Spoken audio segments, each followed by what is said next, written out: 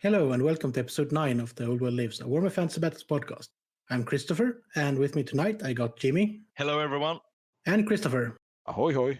And this episode will be a bit of a pre-recorded fest, because we are going to talk with Niklas and Jimmy about their little trip to the UK. We're going to talk about our... We're going to talk about our freeway. Yeah. Our freeway in the dungeon. Yeah. That's probably the most indelicate way of putting it. The freeway that made me a freeway. And we also have a nice interview with Andrzej about the gaming scene in Poland and events they're currently running there, which was a really nice interview, and I hope you like it too. And with that said, do we have any hobby updates? Let's start with Krell. I have put down the base layers on my new Necrarch Vampire Thrall, and I'm doing another Blood Dragon in golden armor this time, after talking to Christopher and Jimmy on how to actually do gold without getting a bit too overbearing or too old and torn down. Jimmy, how much have you done this time? Well, what haven't I done this time? I recently managed to finish my Goblin army. Well, most of it. Finished painting 130 Night Goblins, 38 Squigs alongside with their handlers, 4 Rock Lobbers, a Giant, 6 Snotling Bases, 6 Trolls, and a couple of Heroes in, I think, within the past 3 weeks. So I've been doing a lot. Yeah, you really have. I and have. Why did you have that pressure to finish it all? Yeah, it was because I had to prepare my army to face Niklas in our mini campaign with my goblins facing the Kislevs and some Dogs of War allies in a small campaign in the Fort Jakova area in Kislev. Want to give any spoilers? Because we might discuss that in the next episode. No, I'm gonna stay away from spoilers. Actually, Shit got real? oh yeah, it was a great battle. I do have one question. You don't have to answer it. Did you, and this is serious, I need to know, the fans need to know, did you or did you not write Zyka Kislev on your Doom Gliders? I did not, because I had no Doom Divers. That is correct. Okay, I'll accept it. Excuses. Yeah, I mean, come on, the fanatics could have it on their balls. Yeah, true. Cool. So we don't have anything new to talk about, right? There's been nothing game-changing, world-embracing. Speaking of fanatics. Speaking of, I actually have hobby progress. Oh, sorry. It's so insignificant that it just getting passed over. I am in full bloom painting my Spearman regiment, or 20 of them, at the moment. Sweet, yeah. Since I replaced all the shafts of their spears with metal rods I got from Jens, which was really nice because they were a bit wonky, but that's not totally uncommon when it comes to rustic or similar materials. Yeah. I'm also working through some layering on the blood in my little shrine I'm building. That's the final details on that one, and it will be finished sooner rather than later as well. And now, speaking about fanatics, have you seen the new fanatics, guys? In Age of Sigmar, the Moon Clan Grots are getting a new update, which is the Gloomspite Gits. So it's pretty much Night Goblins in Age of Sigmar. And I'm happy of this because I can use these new models in older game systems. So they're releasing new, great-looking fanatics. There's even one sprawling on the base, puking his guts out because he's so high on mushrooms. Love that one. One thing, yeah, and I know there's one thing on the new fanatics. On one of the balls, there is a face like push molded into it from a Stormcast Eternal. Yep. It's a kind of funny thing. I will cover it up when I get mine, because I don't want any Age of Sigmar things in my fantasy armies. Hell, just put a handlebar mustache on it and like a monocle, and then you can say it's some rich, crazy Marian burger gone bad. It kind of looks like a face mask from the Tomb Kings otherwise. That's true. My favorite goblin, and I know no one asked, is the guy who got stuck inside of a squig with his legs and arms sticking out, trying to pull himself out. Yeah, so they're also getting new squigs, like Krell just now mentioned. New squigs and squig herders. Lovely models. One of them even has a little snail on its base. There's new squig hoppers too, and apparently you can build them as either ordinary squig hoppers or squig hoppers with lances. So I'm gonna stick to the classic squig hoppers, but lances looks great if you're gonna build a big boss on a giant squig with a spear and just use the lance as the spear. So it's gonna be a great kit for conversion. Jimmy, you have a lot more experience than me in this matter, and probably Chris has a lot more experience than me. Can I just ask, as someone who has very little interest in Age of Sigmar, does the fact that all the new models are adapted to round bases mean that it's harder to line them up to keep them in formations, or is easily amended? I think it might be easy to fix. It depends on how much space they need to take up. The squig hoppers I think they're gonna be fairly easy to align alongside normal squigs, but it depends on how broad the normal squigs are when you put them on the small 20 millimeter square bases. I will look into this eventually because I want my squigs in plastic. So in a couple of months when I buy mine, you'll know. Little did they all know that Jimmy had already bought everything that he could all the time. No, you have so It's in much my more budget. It's in my budget. You have so much more self-restraint than me because I just go out and buy everything and then probably sell it off in 2.5 years and I forgot why I bought it. Bought it. I might buy them kind of fast when they're released, but it will take some time for me to start build and paint them because I want to enjoy the ones I recently made.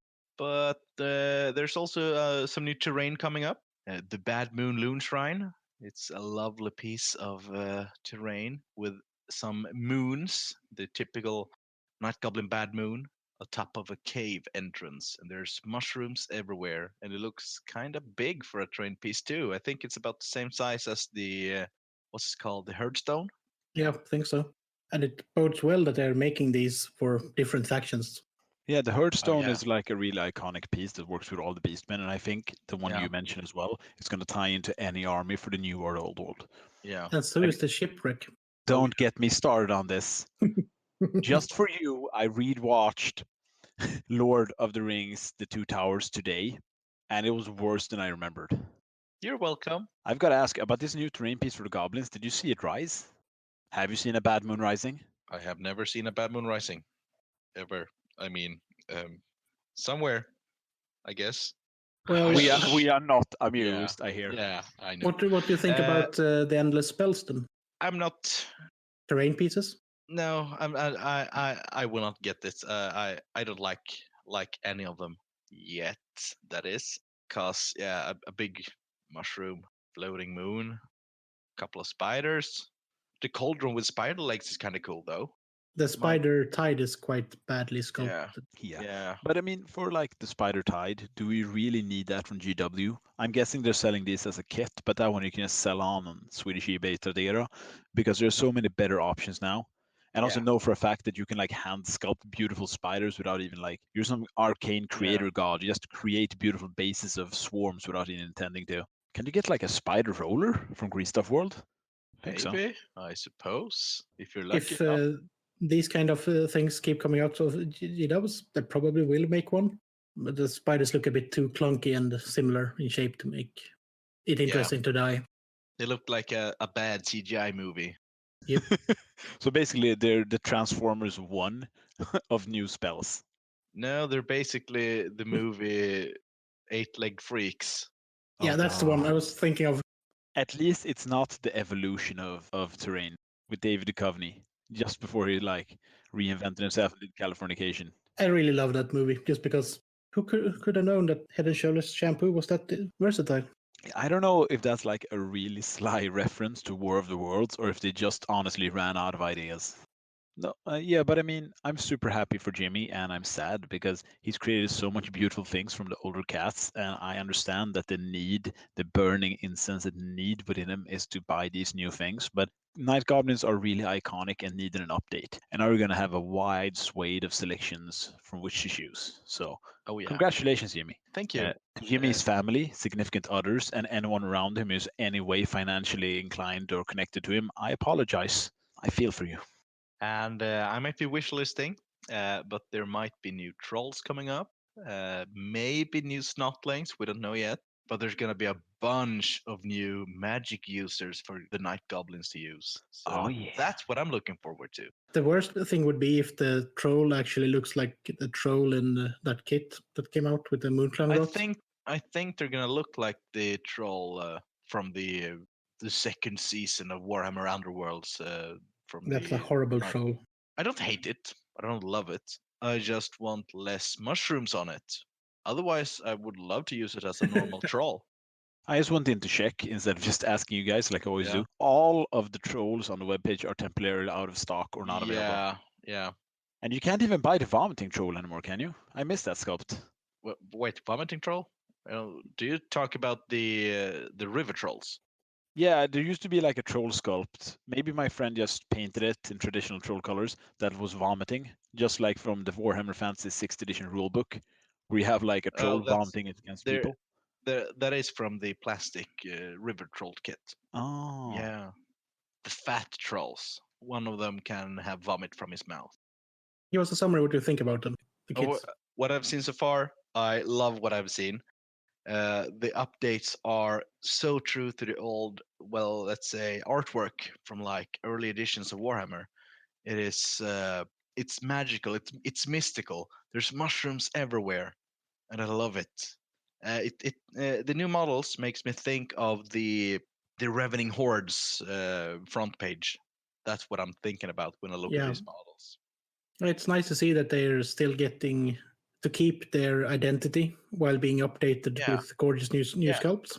Exactly. So they are true to their predecessors, even if let's say this Skagrot the Loon King, the new special character for these goblins / grots, he has a lot of things going on him, but I still love the model, and I will most likely use it as a base of a conversion for something for my own.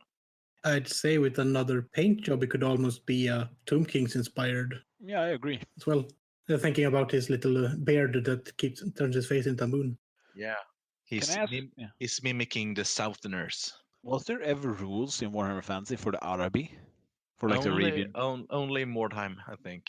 And Al-Mukhtar's Desert Dogs. I think you could use the Dogs of War list to make your own. I think I might. I think it's fitting. Because for the keen-eyed listeners who connected into our rant last time about Lord of the Rings, and I made a throwaway line about there's some cool shits they expanded on in the line of figures that was never really in the movie. One of the things I always wanted to get into was the Harad, the Haradrim. And I just checked after seeing the two towers and needing to cleanse my body and mind. Buying 24 Haradrim warriors is actually pretty cheap. It's like $28 or something. You don't have to buy the command, which is also $28 for 4 models, but for 24 guys for $28 US, you can probably build a pretty decent army for Dogs of War. Yeah. Except that the miniatures are 25mm scale, not 28mm scale. They have been stunted in growth due to the lack of nutrients available in the Arabi desert. As long as you use only those models and similar scaled models in your army, it shouldn't be a problem. There are also some great plastic lines you could look into from other manufacturers. Yeah, probably. I bet Warlord Games has something. Yeah, probably. Yeah. They usually do. And then you can get a wider variety than just a single unit or two as well. By the way, since we're talking about things to come, if you're done, Jimmy, I didn't mean to cut you off. I'm done. It's fine. Christopher, do you want to throw in that prediction for the future you were working on before this? That we're hopefully seeing the elves next. Yeah, that's the one I believe. Because then we're going to get Malekith's elves, right? Well, it's not called Malekith anymore. He reinvented himself and became less emo and just a shadow. Or wait. How? That's like saying you're out of your snap. Evanescence fan phase and then you move into your Linkin Park and My Chemical Romance phase. It's like in the IT crowd when Richmond discovers Cradle of Filth. Oh, I love that. For some reason, I was no longer welcome at the board meetings. But thankfully, I had the filth to come home to. I recommend track 13, Coffin Fodder. It sounds grim, but it's actually quite nice. What does IT stand for? It stands for bold movement. Yes, quite, but literally. It stands for friendship. It stands for... Loyalty, accomplishment. But No, because that makes This sense. this is the sound of us trailing off. Yeah, no. So Moraf, Malekith's mom has their own Morathi. dwarves. she's Yeah, got and the Daughters of Cain now. yeah, and Teklis or Tyrion has the Enough Deepkin. Tekli's got the Deepkin, and it's actually his first, right? But we Yeah, got and then we Tyrion have hasn't got his yet, and that's probably proper high elves of some kind. And Alaria. Just hopefully we'll get some new cool elf models to use in the old world. Yeah, and Alariel. What is it? Alariel's daughter. Queen. Alarielle, yeah, she got She got like a super stag beetle and a bunch of new tree wraiths. Yeah, she basically took Avalorn and put it as a Garden of Isha instead. But for some reason, they made the best elves. The Sylvaneth became outcasts, or I don't know, homeless or vagabonds or whatever they're called now. So hopefully, wood elves. I'm crossing my thumbs and someone else's thumbs I found around the floor, and I'm really hoping for wood elves. New wood elf sculpts, come on. Well, it just rings through. Elf 2019. That makes sense, right? But 2019 is the year of Mordheim. It turns 20 next year. Come on. Jimmy, with all due respect, would you every year is the year of Mordheim? Well, that's true, but next year it turns 20 years old and the fan base is still big and is growing. God. So 2019, Mordheim can actually legally buy alcohol in Sweden. Whoa! Woo! But won't be let into a club with those shoes. I wish Niklas was here to have that one. He would have killed you. He just hates the outlife in Stockholm. I don't know why. Probably lack of moonshine. Because That's it's it awful. for. It's awful or awful, because both are actually true. Let's just move on to our first segment tonight. Yeah. And that is my interview that I had a while ago with Andrzej from Poland, which is all about the Warhammer Fantasy scene and an event he went to in mid-December, I think it was. So, see you in that one. Mountains, streams, mines, gold, gold, all the gold. If these are words related to your preferences, contact Hagen Silverbeard, Everpeak. For more info. Welcome to this, our first segment with our first guest. And this is a person that's here to talk about an event. I'm going to give the word over to Andy. Hi guys, hi Christopher. I'm a player from Poland. We had a tournament in Poland like a week ago. We played 6th edition tournament with progressive point. The first battle was played in 1,250 points. The second was played for 1,750 points, and the last one was 2,250 points. The tournament was very exciting. What can I say more? I played Dogs of. We played with a list of 12 people, and I've got the 4th place in the second, but I was pulled from the second place. Before we talk more about this, what is your history with gaming? I've started my history in gaming in the war games 1995. I've been on the language camp in Great Britain back in the days. I've seen White Dwarf in News Agents, and I was like mesmerized by the cover and the miniatures in this first White Dwarf. I bought this one and the early in months White Dwarf. That was the beginning of my hobby future. Right now I have like 22 years of history in wargaming. I was playing Warhammer Fantasy Battles 40k, 30k, Necromunda, all those side games. So you got quite a good basis of gaming knowledge.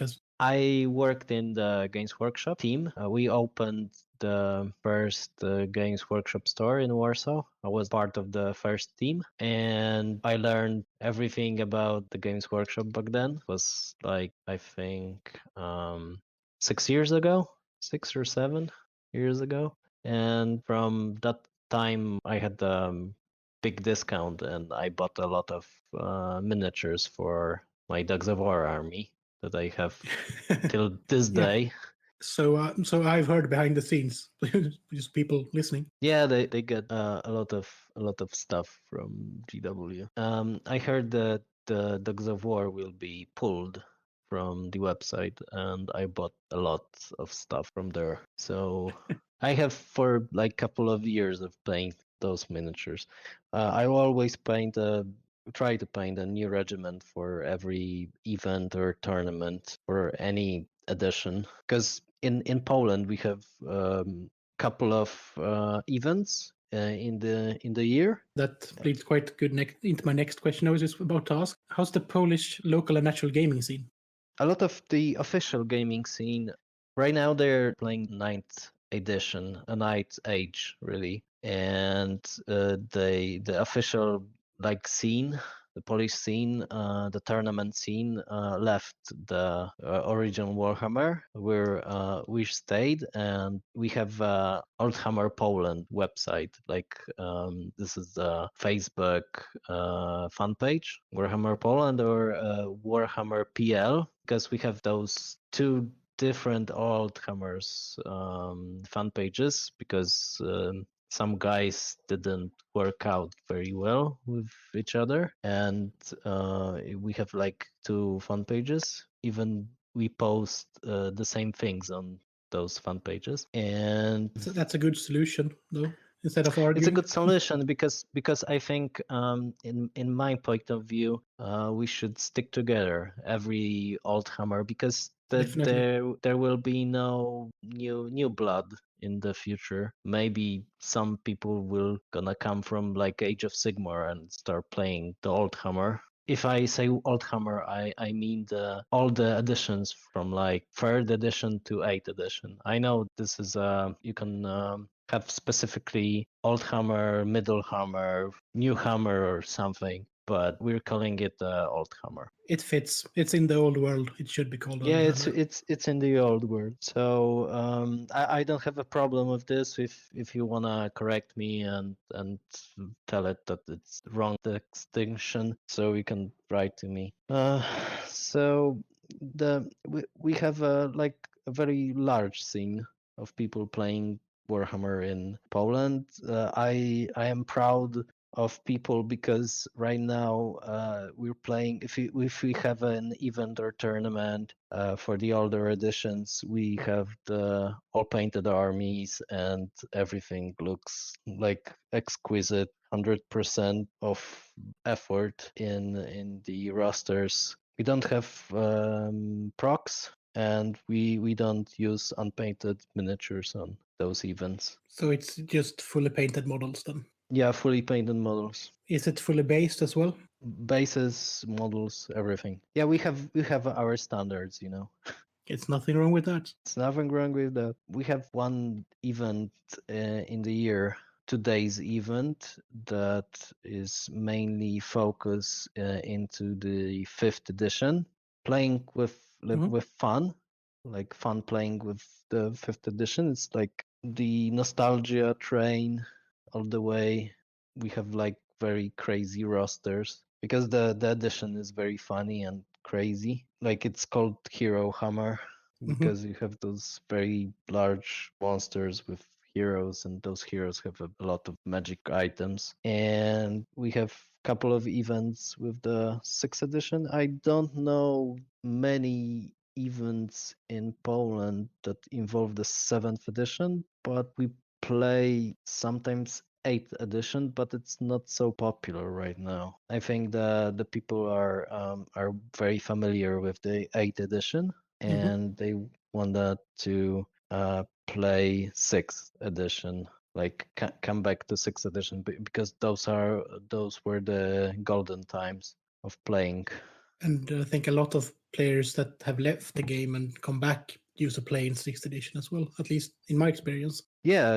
I think so too. So we have a lot of events for the sixth edition. So the last one the week ago was for the sixth edition. Right now, I'm preparing for the March tournament in Chełmża. It's like, I think, 50, 60 kilometers from Warsaw. I'm basically living in Warsaw, so in the capital of Poland. And the second tournament will be in April, I think, the pair tournament. So you will have two armies for 1,250 points each. So we're preparing for that. It's nice to hear that there's relatively a lot of events going on in Poland compared to over here. So we're trying. It's very hard for many of us because if you see the pictures of the last tournament, we're getting kind of old, and we many guys have families, and the oldest guy is like near 50s, so those are veterans, and we don't have much time. But right now I think it's renaissance of wargaming, like old wargaming in Poland. So we try to play with each other a couple of times in a year. Sometimes people can drive 100 kilometers to just play one day's event. It's really amazing. It's good to keep it alive at least. We should do something like that ourselves, I think, up here in the north. I'm into it. If you would have a date, and we could come and play with you, because I think the whole Europe could benefit from the events. Because my friend that has the 5th edition event, he even tried to have people from the United Kingdom and Italy come to Poland, but on the 2 weeks before the event, they canceled. It's always harder when you have to travel abroad, but traveling abroad if and the family stuff, I think. Yeah, but if it can be planned far enough ahead, it should be possible, I think. Yeah. So, should we talk a bit about the event in question then? Yeah, of course. Given that I don't speak Polish, I'm trying to find some information here. So the event was a 3-round event with like an escalating points total and 12 players. And we have discussed a bit about the gaming scene, how it's divided over the ages and stuff. And this event was quite like that, right? It was mixed stages and quite a lot of older players, right? Yeah. So I think the youngest player was like 20, and the oldest was like kind of 50 years old. So yeah, quite a spread. And the armies that took part, any? Yeah, I was very because there was 12 guys, because this time it was 12 guys. Earlier in same place we had this pair event, and there were like 22 armies, I think, or 24, and even more one the fiance of my friend was playing the girl, playing Bretonia. And from that kind of perspective, we didn't have any chaos army this time. I was kind of shocked, and we didn't have like demons. Quite a few elves, I think. Yeah, quite a few elves. But we had a lot of different armies, really, because Dark Elf, there was one army, 2 Wood Elves, 2 High Elves, Tom Kings of Camry, Empire, 1 army of Vampire Counts. And it's strange too, because sometimes if you had the tournament back in the days, had a lot of Vampire Counts and Chaos armies rolling through the tables. Yeah, that wasn't overly fun for most people. Yeah, because right now I think the people are playing for the joy of coming to the event and playing and be in this small community. But it's very fun, because every now and then there comes a new face to the community. That guy who had like 5 armies, but he wouldn't come because it was a tournament, and he was afraid that he wouldn't like it or something. We have those players in Warsaw that they will, maybe someday they will come and play, but they're too afraid. Just they're playing 2 or 3 guys for their entire life.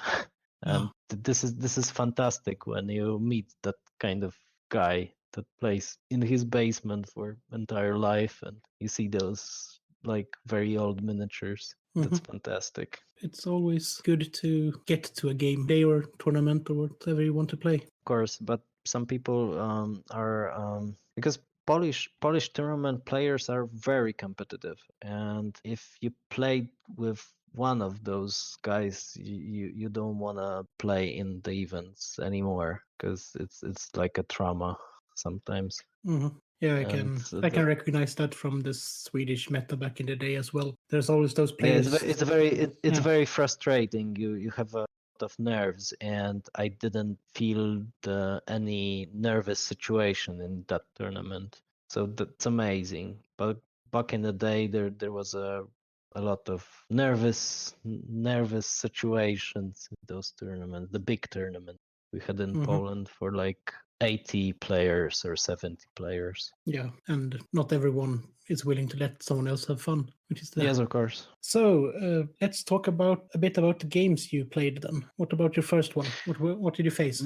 I played with High Elves, and the guy had a very well-known roster. He had mage with a strange magic item that if you kill the mage, you get extra 100 points. And I managed to kill that guy, and he didn't knew that if he's running and the game ends, it counts like you killed that guy. So I got extra 100 points. Then the second battle was with Tom Kings of Camry, a very rare army for me. I played it times in 8th edition, then in 6th edition, but it was amazing for me, and I got frustrated when I discovered that the guy resurrected the whole Cascade of Souls. No, the Cascade of Souls. The catapult, the Screaming Skull catapult, from just one model.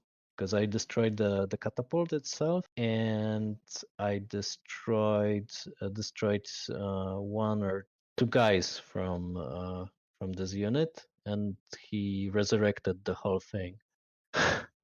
Because you resurrect the wounds, and the catapult has the wounds, so you resurrect the whole thing. And it was his last turn, and it was the last turn of the battle, and I didn't have the points for it, and it was frustrating because I had those dwarf slayer pirates. Yeah, They're very the longer- slow. Yeah, they were very slow, and I came and just started to shoot on his gun line.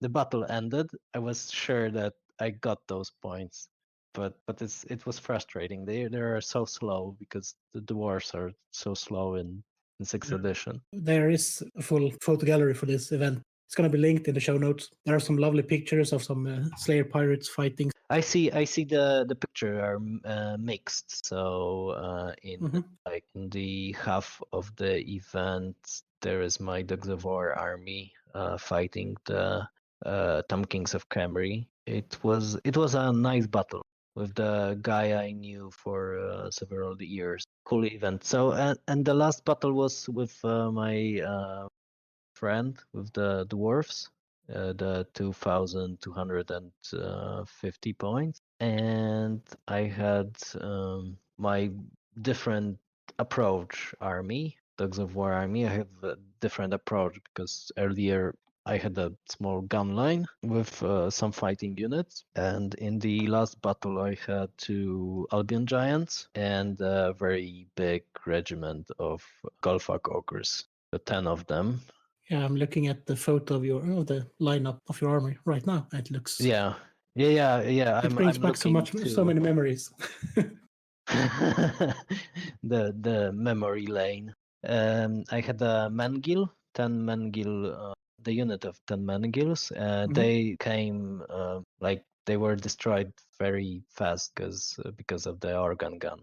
My friend had two organ guns and two cavalries, one generic heavy knights, like heavy cavalry knights with heavy armor, shields, barding, and the second one was the Volant Venators. Yeah, those heavy cavalries, and they done very good. the main guilds were destroyed in I think the first turn, and I had like 3 wizards back back outside the forest. Yeah, it was a very funny game because we tried not to lose points, and we didn't do some crazy stuff back there. It was a very tactically oriented battle, really. And how did it go, that battle? We chased each other. He chased my very big regiment of ogres with his very large regiment of slayers. Like he had 30 slayers. I'm counting. Yeah, 30 slayers. And he thought I will like go for it and try to fight this regiment, but I were not so dumb to do that.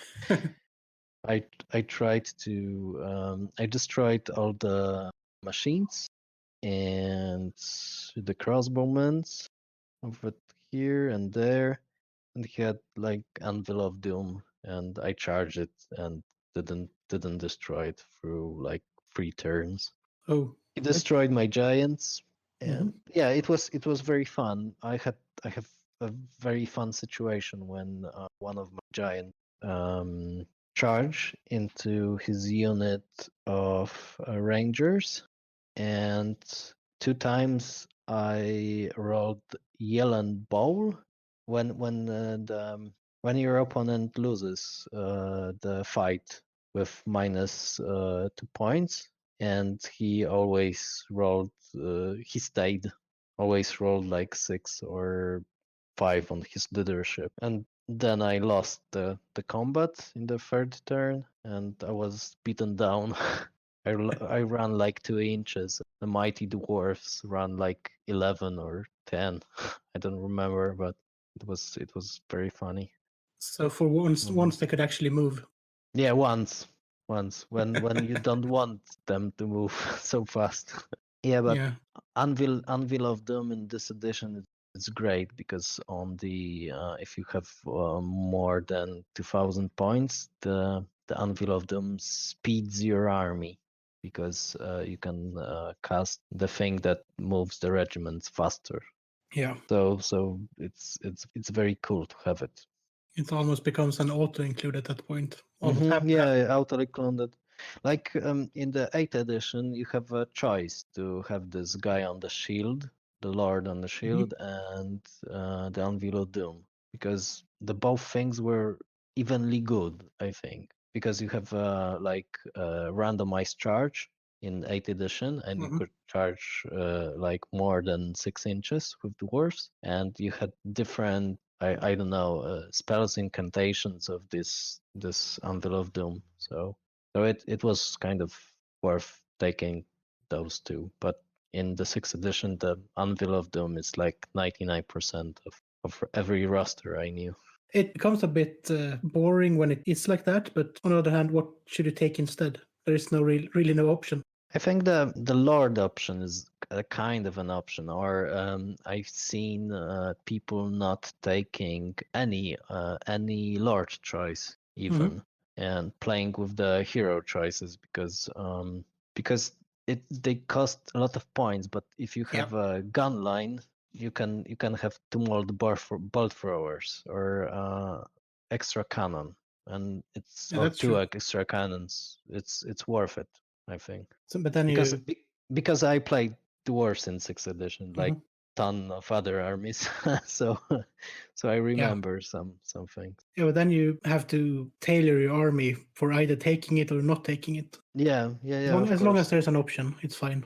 If you have to take something just because it's the best option, it usually becomes a bit. Everything becomes the Yeah, same. it's boring and frustrating. Yeah, I tried to something else in 6th edition, and it's not very fun to have this Anvil of Doom, but it's very hard to play without it for that kind of Mhm. points. So it's a minus of a 6th edition because you had some rosters that were like the same. If you had like 4 or 5 vampire counts armies, you had like 4 of them had a really big regiment of the Black Knights, the vampires in it. So So it was a kind of a standard, and you knew you're gonna play maybe one battle with it. Mm. It's like very tournament based edition. It was like invented for that kind of purpose. Have more balance. The counting of points were simplified because in the 5th edition you had like half points. Like the goblin was like 3.5 point or 2.5 point, something like this. Yeah, that's not really doable in the long run, I think. Yeah, because the 6th edition was really wargaming edition, I think. Some Mhm. people were saying, it was like 5th edition or 3rd edition. It was the beginning of the wargaming, but I think from the 6th edition it was like proper wargaming. You could have like simplified enough, play it, but back in the days more people could manage the rules, I think. Nowadays people can't handle the rules like we read back in the day. Yeah, or trying to read again just to get back in the game. Speaking of personal experience. So how did the event turn out? And was it a good event? Did people enjoy it?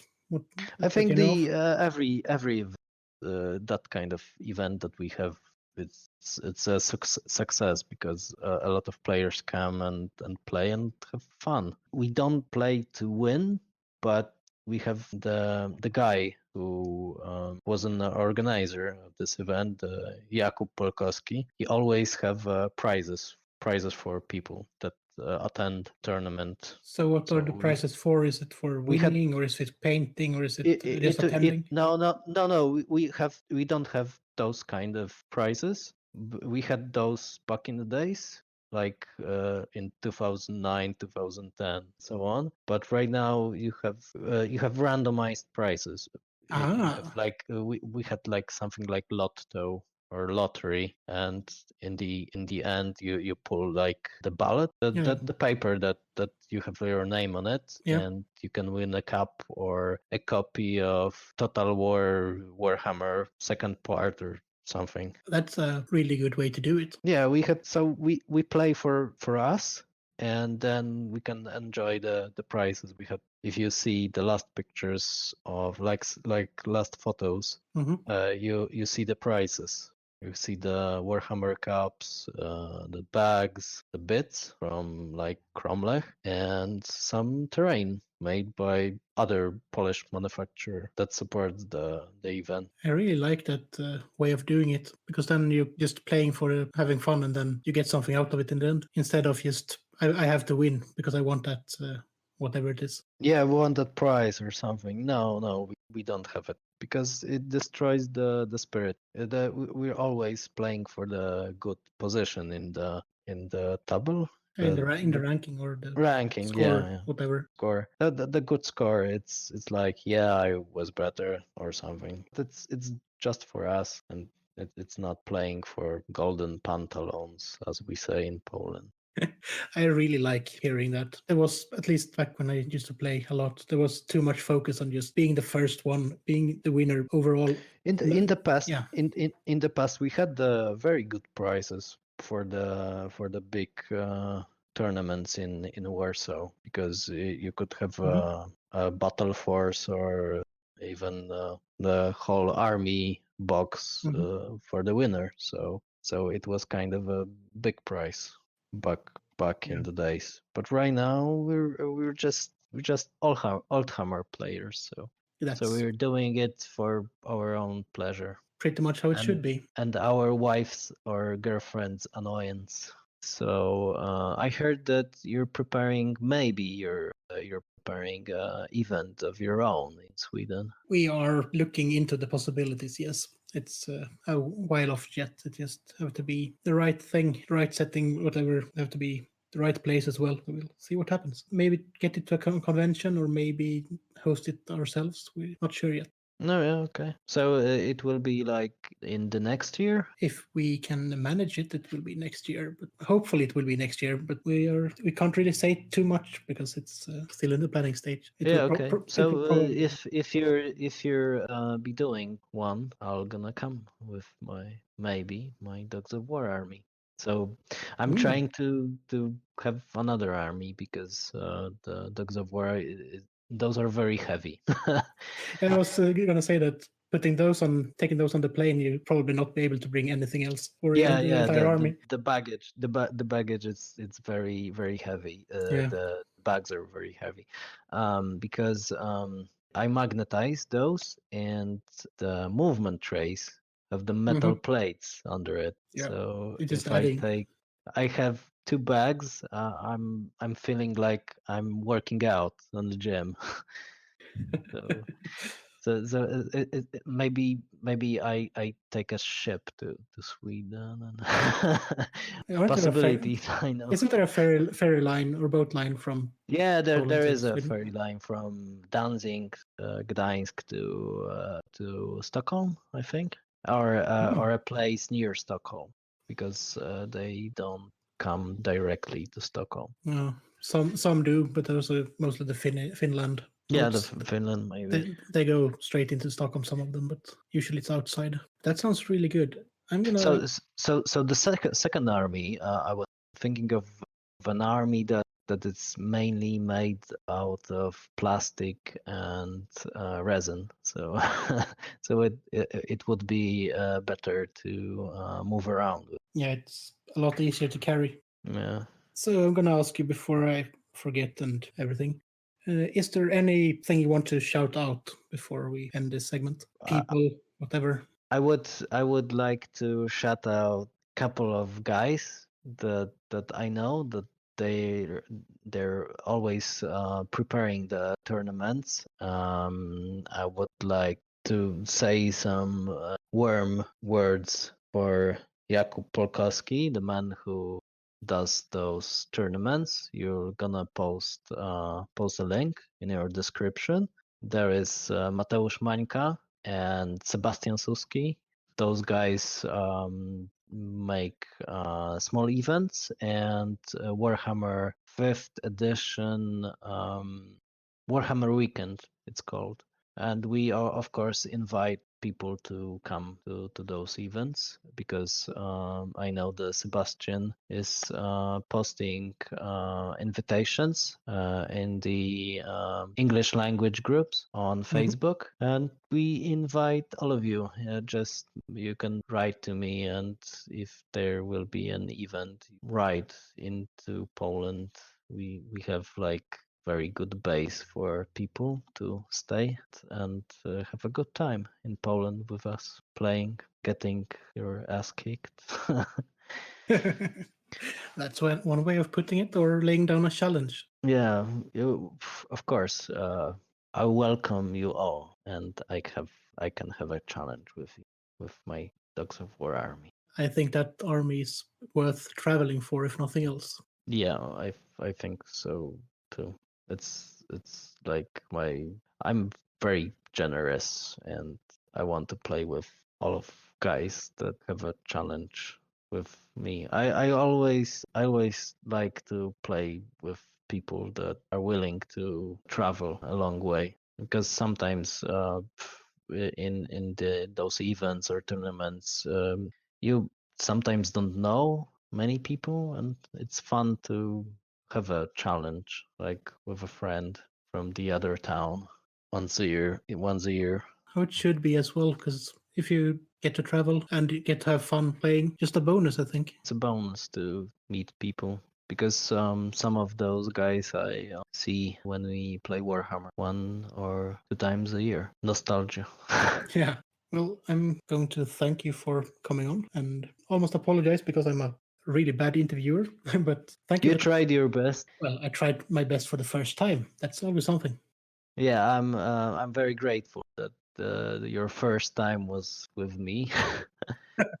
Well, I'm going to say thank you again, and we're gonna move on to a little chat with Niklas and Jimmy about their little gaming day at Warhammer World. So stay tuned. Altdorf Advertising Agency, the AAA is now hiring. Exciting times ahead. We represent everyone. Everything is fine, citizen. Remember, Altdorf Advertising Agency, the AAA. For all your anti-Ratman propaganda needs. Hello and welcome to this segment of The Old World Lives. We had just had an interview with Andrzej of Poland with Christopher. And now we're gonna talk about Jimmy's journey to England to come over to me and to play some Warhammer. Yeah, so me and a friend from town visited this spooky place called Albion. I think you all heard about it. It's either mist all over the place or it's raining. There's monsters hiding in the bogs. Yeah, it's like at least a light drizzle. That's Yeah. that's the best you can get. So it was rainy every single day when I visited. Yeah, When I was there, yeah. it's like the worst time of the year. I mean, pretty much all the time, but like the November, December must be like the worst possible time of year. Yeah. But yeah, so we have been talking about you coming over here, Yeah. It was and a great trip. hopefully we would have had some more guys coming over from the podcast, but they're all busy. So it was Yeah, you, so- but you did manage to Yeah. convince your buddy Carl. I did, yeah. He's an old friend of mine who's been playing fantasy since, well, he's been playing longer than me, but I Since met fantasy him was during, hot. yeah, I met him sometime during late 6th edition, I think. All right. And he brought one of his Skaven armies. Yeah, he brought his clan Scryer Skaven army. He have done several Skaven armies, but since his clan Scryer army was the one he had finished painted models for, he brought it. Yeah, I'm surprised that he plays Skaven, because if he was a bit shorter, then he would have been the perfect dwarf. Yeah, I know. I mean that in good ways. Yeah, he sure. For every listener, he kind of looks like a troll slayer. Yep. Minus much. the tattoos. So you guys came over on Thursday. Yeah. And then you had to maneuver the maze that is the transport system in London. We mastered it eventually. I will admit we did get lost. We took a wrong turn, but in the end, we ended up in your doorstep. Yeah, you didn't get stabbed. Yeah, and that's a good good thing to me. So yeah, you guys spent the night here, and then we had planned to go to play on the Friday. So I got off work earlier on Friday, and then we went to Darksphere, the mega. Yeah, and it was magical to be there. So yeah, I'm pretty lucky that they opened the store pretty recently, and you guys are also lucky that you were able to come and play. Yeah, for sure. So yeah, it's a great store. Like, it's really big, and they just set up all the table for you.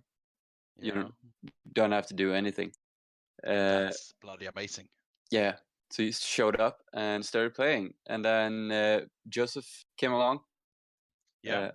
So the man organizing the 6th edition tournament. Yeah, and he brought his ogres. Yeah, his newly assembled ogres. So he's also got Empire, but now he's trying out ogres. So we got there, and then we waited for him a bit. So in the meantime, you and me started playing. Yeah, it was kind of fast game, so to say. We did finish before the others kind of really started. Yeah. So we have played before with the Empire that I borrowed from you. Yeah. So now it was nice to finally use my own army. Yeah, I bet.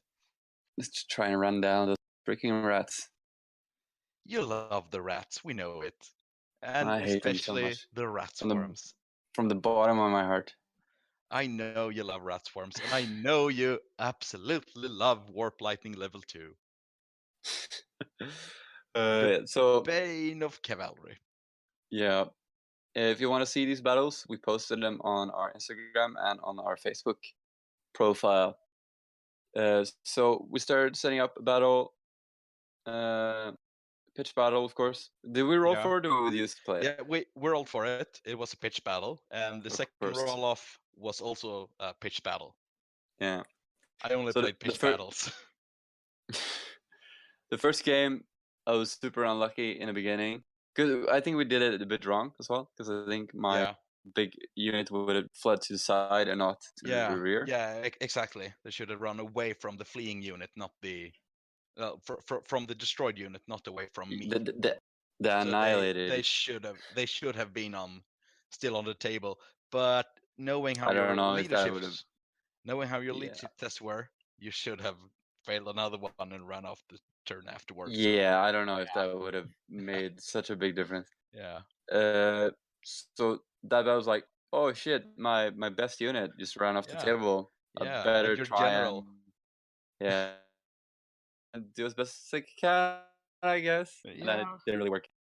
And then the swarms happened. Yeah, the swarms just ate through everything. Yeah, they did. Oh, I really don't like that. Like the two units that I really don't like from Skaven are rat swarms and the Gatling guns, because like the rat swarms, they get all the benefits of being mindless critters, but they don't get any like negative effects. Like they're skirmishers, so you can put them in front of your army however you want, and you can still. Or can you shoot over them? Actually, you can shoot over them. Are they small targets?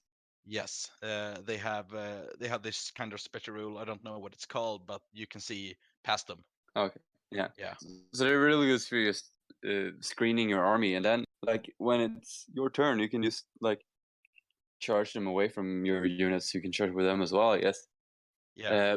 But the thing is like that they can charge wherever, like from the edge of the formation, as long as like one of them can just turn and charge something, then the rest of the unit will just follow. So you have an incredible charge range compared to any other. Movement 6 gives you a 12-inch charge range, and with skirmishers, that is fantastic. Yes, because they don't have to pivot anything. And since they are swarms, their unit strength per swarm is their starting number of wounds, and their starting number of wounds is 5. Yeah. So yeah, it's easy to get flank charges and such too. Yeah, and then outnumbering is really easy to get. So like they have tons of benefits for winning a combat, but then like if I win against them, then it doesn't really matter because they're unbreakable. Yeah. And I really like, why are they unbreakable though? Like I don't know, but I think it's because they're animals. Yeah, but so are the rats. Cornered rats. But imagine like being a tiny rat and then like this formation of horses right towards you. I'm gonna slit your throat off. Do you think like the rats would just like, no, of course they're gonna attack the horses? I don't really know. I suppose they are magically, ordered to do things, like a gray seer or something like takes over them. I think they should have like that they have to attack the closest unit or something. That would have made some sense. It would. Because it seems like they're too easy to control for being mindless. Yeah. They are really good, and as you can give them poison attacks for 20 points per base, they can really take anything down. Yeah. Their price tag gets kind of heavy though. Yeah. But they are expensive. I think it's a fair price to pay because all Skaven units are cheap. Yeah. And then the second unit that is the bane of my existence is the rattling gun. Yeah. Because I can't target it. Yeah. But when I can really target it, like every time I can actually target it, then I'll just shoot it down with my horse archers.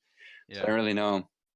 Like, did they change this, like these two units for 7th edition? Because I know that unbreakable units take 7th edition. I think extra wounds. Yeah, that's what happened in 7th edition. I don't remember how they made the rattling guns in 7th edition, to be honest. I barely used it.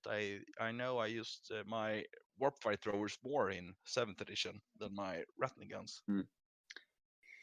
Yeah, so these two units are very good, especially against my army, because like shooting is generally good against cavalry, and these swarms can just tie up like my great charging units that are coming in.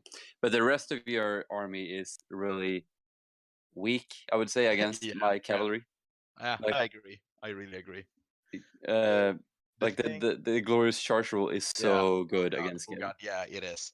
The only thing I should have for my army to counter that rule would be plague monks, because they are frenzy, so they don't take the panic test.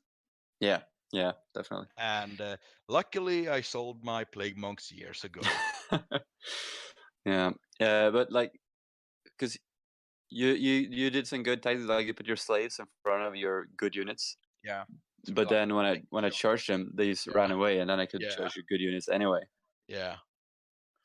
There were some times where my slaves stood and the others didn't. Yeah. So, yay! Sometimes it happens.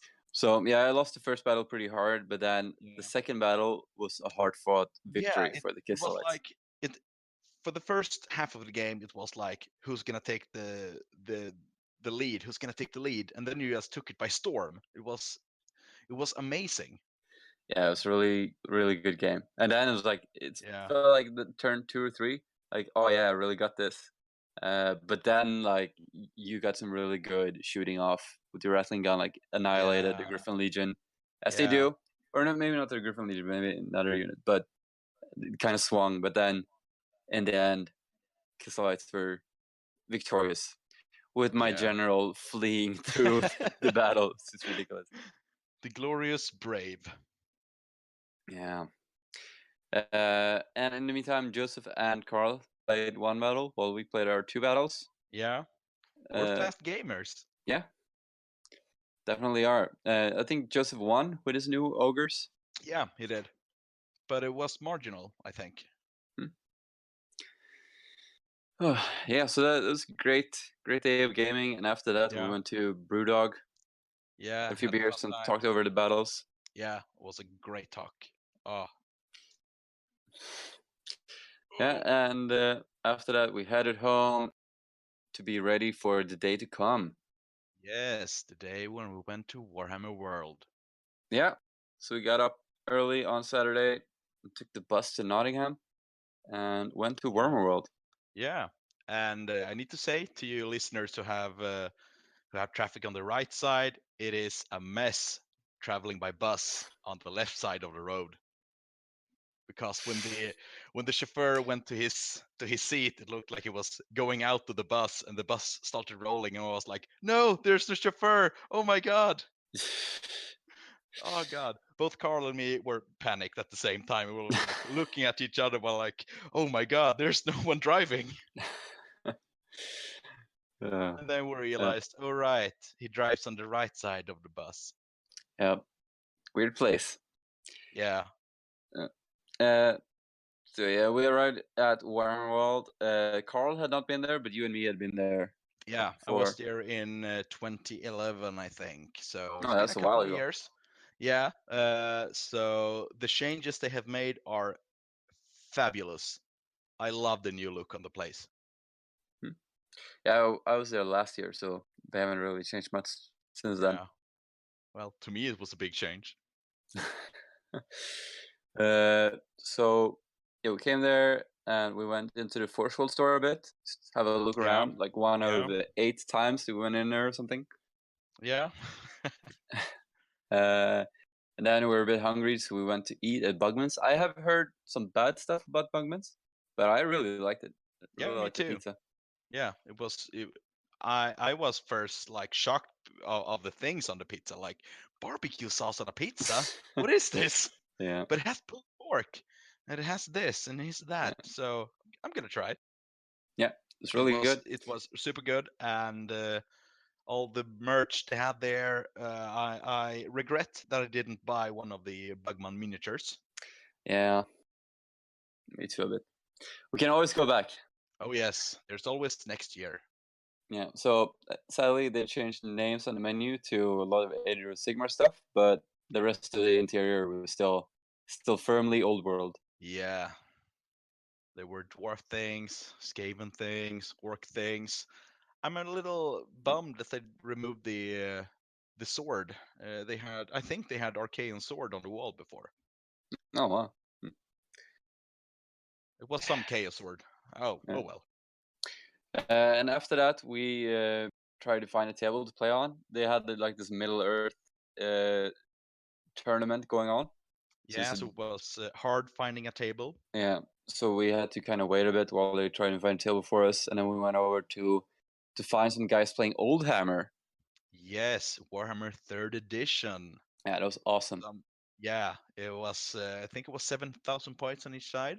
Yeah, it was a really big battle. Empire, Empire and Wood Elves against Orcs, Goblins, and some Chaos Knights. Yeah, yeah, the Chaos Knights were like endless amounts of points for like 1 unit. Yeah, and like they told us the Chaos Knights were like nigh unkillable unless you had great weapons. Yeah, because in 3rd edition, if you had 1-up save, you succeeded automatically. Yeah, it's crazy, and they didn't have to roll leadership to like run away until they were below half strength, right? Yeah, I think it was that, or until they lost 25% of their starting unit strength. Yeah, then they were starting to rout. It's crazy. Instead of yeah, before that they was pushed back. It was really cool. Yeah. Really cool to hear those guys talk about 3rd edition. I never played anything before 6th edition, so Me neither. It's really cool. But sometime I really want to try 3rd edition. Definitely. Yeah, but it was awesome to see some old Warhammer. The guys playing were great as well. One of them was Swedish. Yeah, Been living in England for a while. Carl had met him on a I think it was a fantasy tournament before in in Westeros. It's not the same Westeros as in Game of Thrones, just so you know. Yeah. So eventually found a table, and then also what are we gonna play? And I thought we played from the waste, or maybe it was called holding the tide. Yeah, I think it's halting the tide. Oh, halting the tide. Yeah. So I was like, oh yeah, let's play this. So 2 Skaven versus Kislev, and I'll try and hold out as long as possible. And then you were like, oh, shouldn't we play this 3-way battle instead? Yeah. And I was like, no, we're playing this. We're doing this. So I only have myself to blame for the massacre that came. Yeah. So it turns out that like one Skaven player has a lot of shooting that is very dangerous for Kislev. Yeah. 2 Skaven players lots of shooting is even more dangerous for Yeah, I mean, I only had one Warlock engineer able to cast Warp Lightning. Carl had 2 able to cast Warp Lightning. And 2 Warp Lightning cannons, and also he had a magic item that makes him able to cast Warp Lightning. So we were able to use 4 Warp Lightnings a turn. Yeah. So like between D6 or 2D6. I got first turn automatically, so I thought, oh, I'll just hold back, send forth my fast cav and shoot a bit, and just wait for you to come and then try and charge you. And then I just went forward, kill like a couple of rats, and then you guys went forward a bit and killed half of my army. Yeah, really annihilated. Oh. Yeah. And I was like, oh shit. Snap. So I think I got wiped like turn 3 or something. Yeah, I think so. We were talking between me and Carl that why are we fighting together? Well, my Grey Seer is hiring you. You're from Clan Skryre, right? Yeah. So I give you money, you give me help. And this leads to the game on the Saturday when we were going home. Oh. Yeah. So me and Carl played the game against each other back at Darksphere. Oh yeah. I dropped you off. I had to. Yeah, and like a couple of kids at the soccer game. Yeah. So it turns out I never paid his guys, so we were gonna battle it out. And you know his shooting. It was just as good against my army. He annihilated my army, like so bad. Yeah, but it was fun. It was really, really fun. Skaven is such a hidden shooting army, but they got so much shooting, but you never think of it, you always think like, oh yeah, dwarves and wood elves shoot a lot, Yeah. but damn, Skaven has got Yeah. a lot of. Yeah, and they have a lot of magic shooting. It's Yeah. it's not super strong shooting. I mean, yeah, sure, it's up to 2d6 strength 5 hits, but each one hits the caster on these Yeah, shots. yeah, that's just one of the things. Like Yeah, they got yeah. lots of like They have tricks up their others. sleeves. Yeah, and he was using the experimental 6th edition rules for the warp. Like, no, it's the Doom Wheel. He used the re-released rules for the Doom Wheel. I think it was released on the Fnatic magazine or on the GW website sometime. I don't remember. Anyhow, he got the rules, and he advanced with his Doom Wheel up front in his army, and I was like, I'm gonna shoot that with my warp lightning cannon. So I aimed it up, shot at it, strength 10 hit, roll a 1 to wound. Classic. Yeah. And then he went a little bit further, and I was like, I'm gonna shoot it again. Strength 8. Okay, come on, 2 up. And I rolled a 1 again. So I think he must have put some kind of batteries on it, so it took the energy that I shot at it just to go further and speedier. Because when he came up to me, he got 3 shots of strength 10 at me, so he was supercharged from my bolts. Yeah, and it took quite some models to shoot it down, because I used my own rattling gun to shoot at it, and I got a lot of hits. I killed a lot of my own guys. The one who Yeah. killed it was my assassin, who was later killed by a warp lightning cannon and a failed lookout, sir. Right, so who won the battle? Carl won it by a large margin. So he got his money back. Yeah, he did. I paid him fair and square in the end. Gnock, he said, well, the money, I sent the money sometime last week. You should have got it. I handed it personally to the carrier. Yes. So yeah. So we're planning to play another Skaven game sometime soon. He's been thrilled to paint up his it's the Hell Pit army list from a White Dwarf. Oh, nice, yeah. Yeah, and he's planning to do snow bases on them.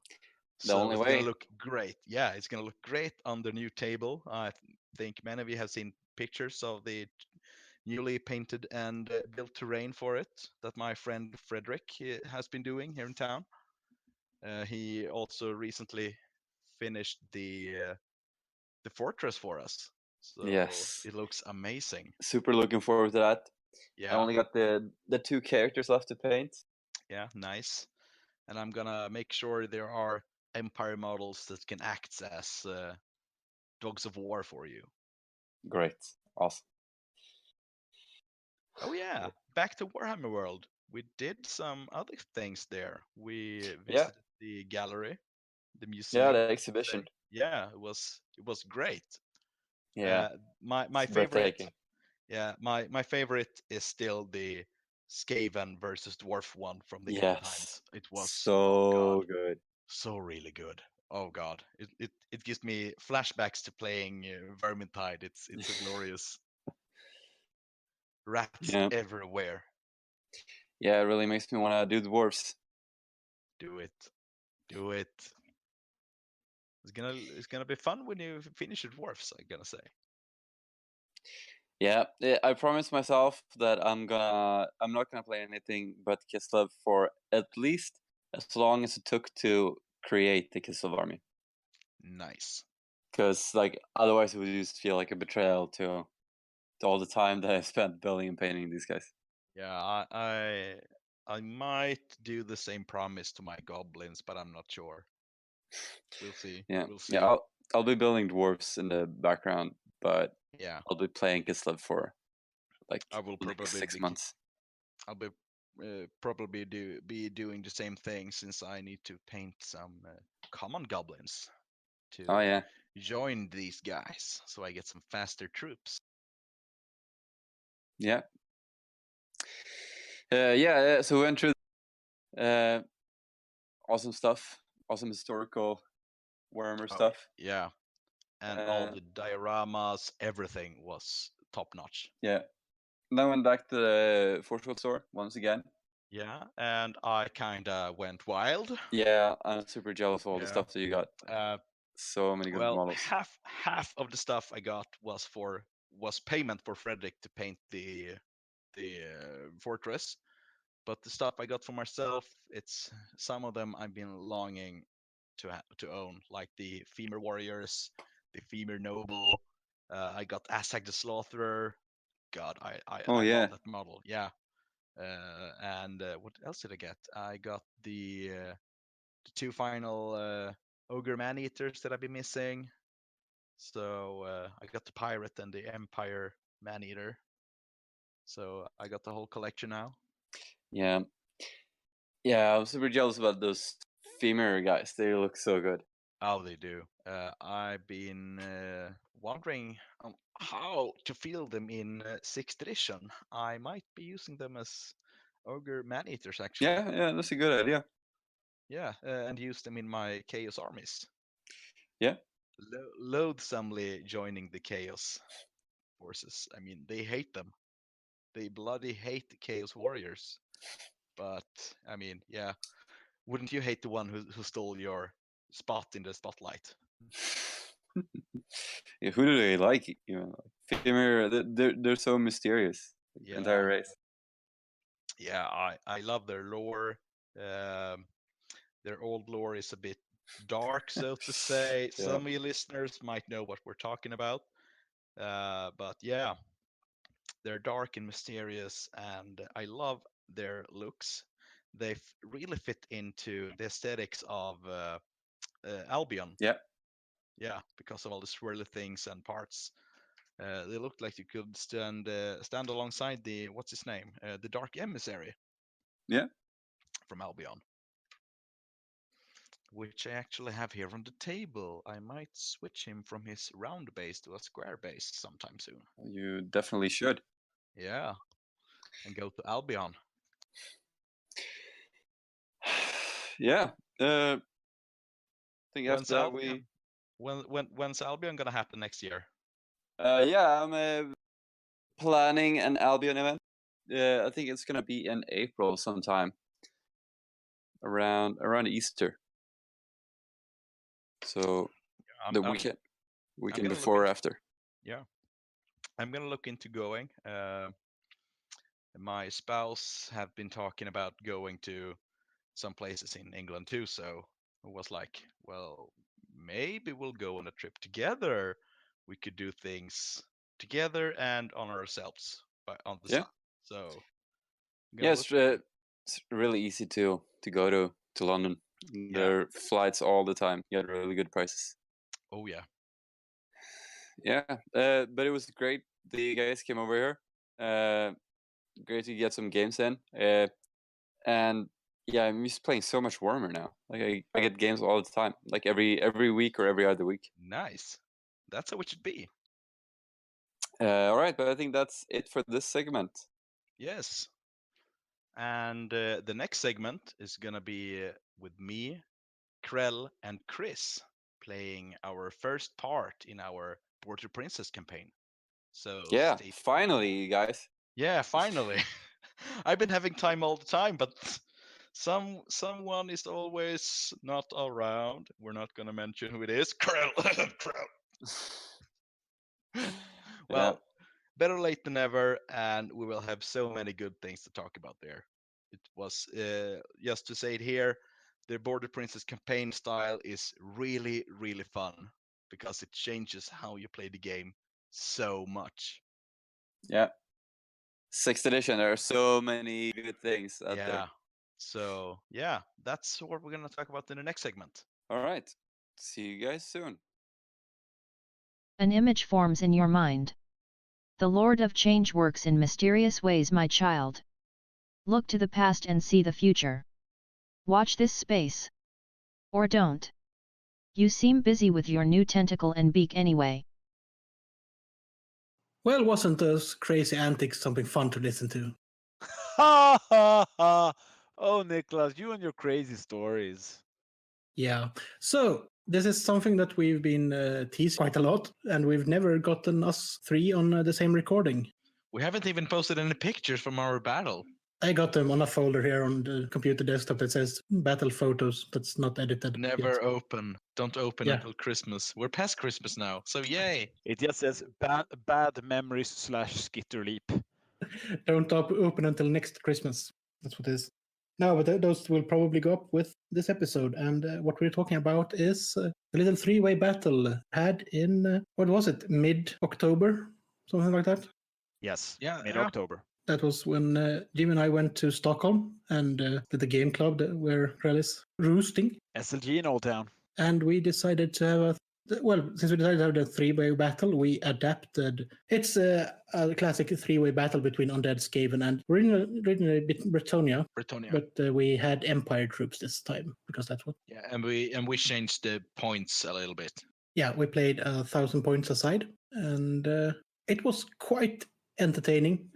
We played on and for everyone to know, this is part of our ongoing Border Princess campaign. So we're using the Border Princess rules from the 6th edition rulebook. So army building is a little bit different.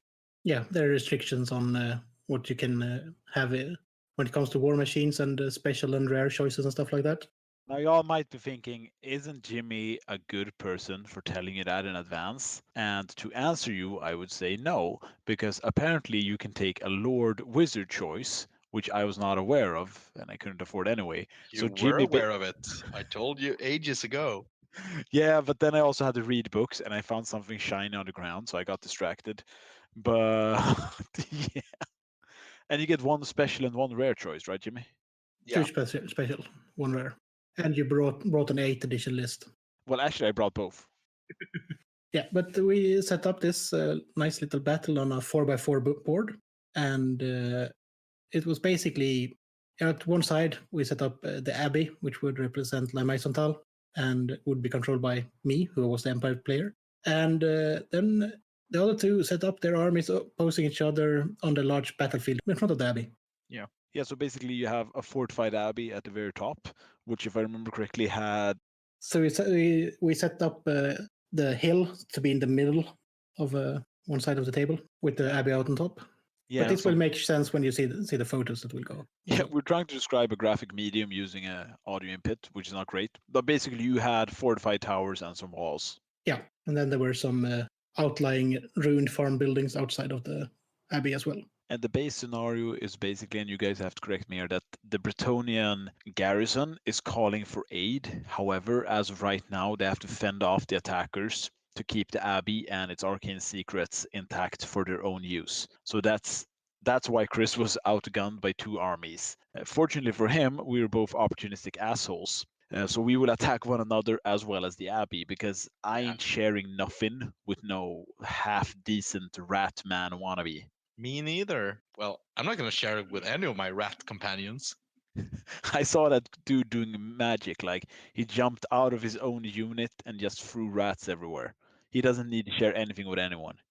They were frothing from their mouth. I'm not going to stand beside them. Okay, so should we go through just briefly what sort of armies we brought? Yeah. Why don't you start, Christopher? I brought very basic 6th edition undead army. I had 2 large blocks of 30 skeletons with light armor and shields, and a champion and musician and banner for both. In 6th edition, in case your listeners and don't know, you have to pay for light armor and you have to pay for the shields as well. So I had those 2 blocks of skeletons. One had a necromancer in it, a level 1 sorcerer with, if I remember correctly, a power stone, which grants me an extra power dice for magic, as well as a dispel scroll. And this, everyone, is the general he will bring to every game in the campaign, because this is how he built his general. That is correct.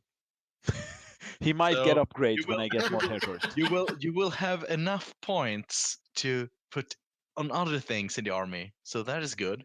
Listen, that dude is not even my right hand. He's like a far removed digit. Yeah. He's like an additional arm I put on my back to hold scrolls. But he did his job. For those of you who listened to when I introduced my 6th edition army, this was the Witchborn, the Speaker of the Untrue Word. Basically, my 2nd edition white with the big crazy Pope hat and the magical sword. I also had no less than 6 direwolves working as sort of skirmishers and Or did light you? cavalry. Remember, I did he for one said turn. had. Yeah, in the past Had is the tense. key word. Yeah. And I had, if I remember correctly, I want to say I had 8 grave guards with my vampire thrall, the Comtesse du Lion, the former the former totally copyright protected do not steal Bretonnian maid who became a vampire, wearer of the midnight armor and a magical sword. So basically she had a +1 to hit sword and a magical armor and nothing special. And she was intended to be the general. However, since she's not a wizard, she's not eligible to lead the vampire count army. So she basically showed up and intended to steal all the glory and impress her great grand uncle Johan the Bloody, who is the leader of my entire army, who has yet to field because he's a lord and costs a lot of points. And that's more or less what I had. She stood in with the Graveguard, where I had another musician and a banner and champion. I assumed they would do the heavy lifting, but things would happen. So that's basically what I had. Jimmy, what did you bring? I brought none other than my Grey Seer, Gnock von Finkelstein, Steen! Which is obviously part of his goblin army, I guess. Yeah. No. In this campaign, I'm fielding 2 armies, so this was Gnock, anyway, leading my Skaven force, and he led none other than 50 clan rats. That's a lot of clan rats with spears, which comes in handy when they have Death Frenzy twice on them and can attack with 2 attacks each, 3 attack each with Death Frenzy twice in 2 ranks. I also had a unit of 30 clan rats, 2 units of slaves, a couple of Gisales, I think I had 5, and a Warp Lightning Cannon. So yeah, and Gnock himself only have Warpstone magic items. So he had a Warpstone amulet, which might kill him after the game. It's a 4-up ward save, and if you roll a 1, well, then he dies. And he had the I don't know what it's called, but I know that if he rolls a miscast, he can re-roll it. He can re-roll his magic dice once per game. Isn't that the Warpstone token? No, the Warpstone tokens you eat, and that gives you an extra power die. Oh yeah, sorry. Yeah, and if you roll a 1 on that die, you take a wound. So that was basically my force. Christopher, what did you field? I fielded what will probably become an NPC army in our campaign, because I didn't have my elves with me. Yeah, that's correct.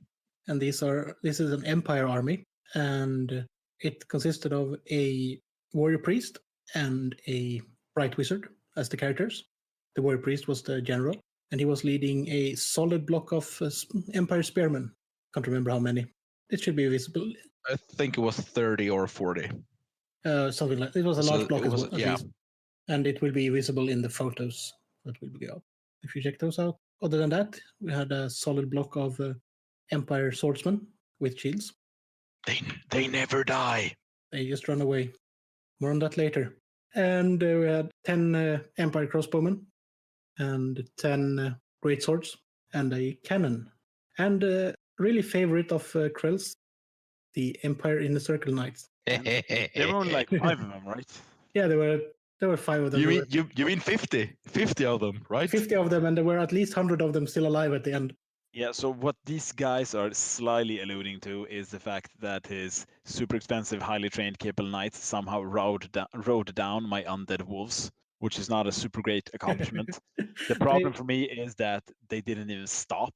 It's like that kid from the Gladiator intro. He just rode over them and then rolled a 10. So he basically rode straight fucking through them. And then went to fight the Skaven and did so and won. Yeah, they had great fun with the Skaven as well. Rest in peace, Warp Lightning Cannon. And Gisales and whatever else was in the way. And slaves and everything. Yeah, but the main goal was to capture, I think we said there was some kind of magical phenomenon inside the Abbey, or a magical item of some sort. We haven't really decided that yet, have we? I think we kind of agreed that the winner will get a territory. Territory is the word. Yeah. Yeah. Yeah. So the winner of the battle would get the territory 66, which gives you a random generated worth of magic item. One item though. It's called a ruin, isn't it? Yeah. And this item, if the bearer is dead at the end of the game, the opponent gets to take this magic item and field it in his army like it was his own magic item. So hopefully, I haven't rolled for the item yet. Hopefully, this item will. Let's scratch that. I haven't rolled it. We haven't rolled it. We haven't rolled the item yet, and so we don't know what it is. But eventually, someone. We're gonna roll it will- on the common magic yeah. items list, right? Yeah, I think we're going to use the common magic item list in 8th edition because the common magic item list in 6th edition have like no items at all. We want it to be a common item because using if I use the Fellblade and the Puritan Empire army gets it, it's like, why would they field a Skaven weapon of war? Why? Yeah, exactly. Anywho, that's what we're fighting about, an old relic.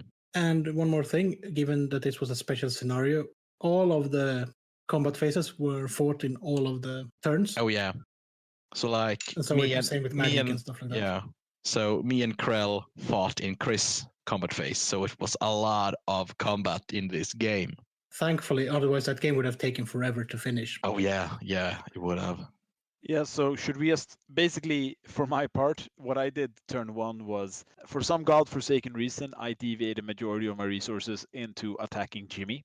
So my Grave Guard, who are super slow, veered off to the right to fight off against one of Jimmy's blocks of Skaven, and so did my other group of skeleton. The main bulk of my skeletons marched forward with my wolves, who then died immediately. Whereas the rest of my skeletons with my necromancer kept advancing forwards towards the walls, where Chris wisely decided to put a bunch of handgunners and a mage. Soul Bright Wizard kept a lonely vigil on the walls of the abbey. Crossbowmen, and they were way more useful than the wizard. It turns out. The wizard, channeling the winds of magic, decided to light himself on fire and hurt himself. And then then he actually cast Flame Wall on me, and he was gonna hit like 15 dudes, and I dispelled it with a spell scroll, whereupon Chris looked very dejected. That was turn 3, and it was the only successful spell I actually almost got off. Yeah, that's true. At this juncture, didn't you guys manage to cast your spells? Actually, I did. And we'll get back to that. At this juncture, I decided that Jimmy had more or less ignored me because I was not a viable threat, so I made my Graveguard veer off to the front, which meant that I really don't know how to move in 6th edition or any edition of Warhammer Fantasy. So I basically spent the game trying to navigate them like a drunk captain trying to steer a destroyer battleship around a very small gulf. So I just tried to make a U-turn, which took me 3 turns. I did not have any spells to help me because all the spells I had could raise skeletons. And at that juncture, some disturbing gray blur zoomed past all my troops and wound up inside of the abbey, where he proceeded to wreak havoc. And 50 angry, insane Skavens kept advancing, just destroying everything in their path. Oh yeah, they were kind of crazy. So now let's take the battle from your point of view, Jimmy. Yeah. Well, the battle from my point of view was like, I also divided my force. Half of my force were aimed towards the abbey and half towards Krell's undead. But I noticed his undead are kind of slow, so I kind of veered off with some of my Skaven troops only. Everything but the Skaven slaves, right? I think I sent forth a unit of clan rats to him. Yeah, 30 clan rats with hand weapon shield. And my 50-man unit of clan rats went up towards the abbey, and 2 turns in a row, I got to cast a spell, Death Frenzy, on them. So the first time you cast Frenzy on a unit, they get Frenzy. This spell is not a remains a spell. You can't dispel it afterwards. If they get Frenzy, they get Frenzy. And then I can cast a spell on them again. And if you cast Death Frenzy on a unit that already has Frenzy, they get +2 attacks instead of normal +1. But at the end of each Skaven turn, at the end of each turn, so between the turns, turn 1, 2, 3, 4, and 5, etc., they lose D3 clan rats. And if you're sitting at home right now thinking like, that sounds horrible, didn't Christopher and Krell know about this? Yes, we did, because Jimmy explained it to us several times, and yet we opted not to spell this. Opted/failed to. Yeah, you failed. And I was like, nah, I just don't want him to throw scary shit at me or like raise a swarm. And Jimmy's like, are you sure?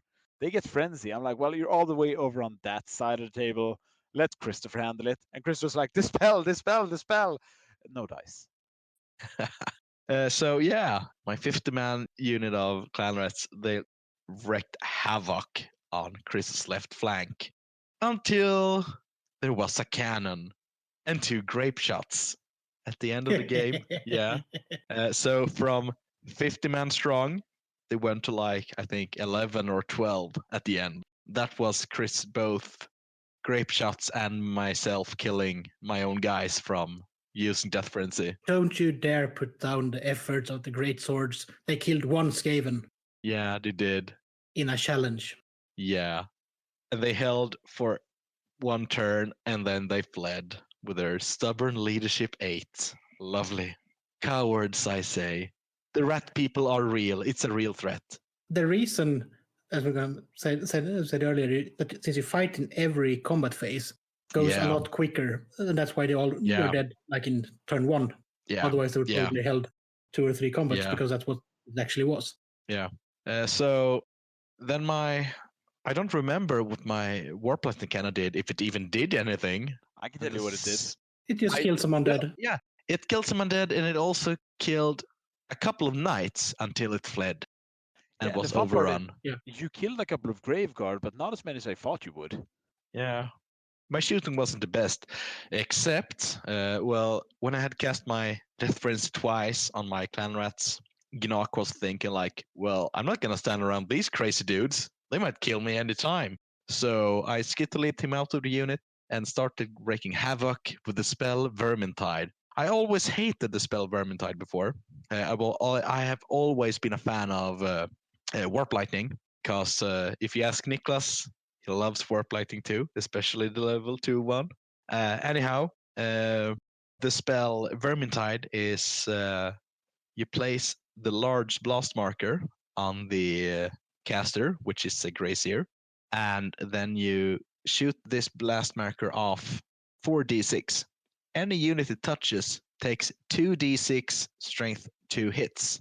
And, well, this spell kind of killed a Bright Wizard because he was all alone. I couldn't target him because he was close to a unit, but once the blast marker hit him, he couldn't save himself from it.